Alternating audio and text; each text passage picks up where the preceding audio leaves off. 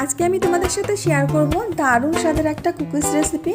ছোট থেকে বড় সবার পছন্দ হবে।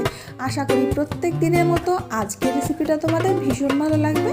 ভালো লাগলে অবশ্যই লাইক করবে, কমেন্ট করবে, ভিডিওটিকে শেয়ার করে আমাকে এগিয়ে যেতে সাহায্য করবে।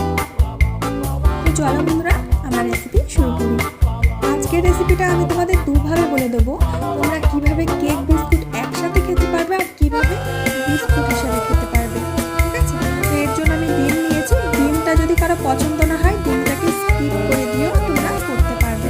তো এখানে আমি একটা ডিম নিয়েছি, আর এই ডিমের সাথে আমরা এখন মিশিয়ে দেবো 100 গ্রাম চিনির গুঁড়ো। চিনিটাকে আমি আগে থেকে গুঁড়ো করে নিয়েছি। আর যদি মিষ্টি খেতে কারোর ভালো না লাগে এখানে চিনিটা কম করেও দিতে পারো। এখন ডিমের সাথে চিনিটাকে খুব ভালো করে মিশিয়ে নিতে হবে। বন্ধুরা, আজকে আমি তোমাদের সাথে ভীষণ মজার একটি কুকিজ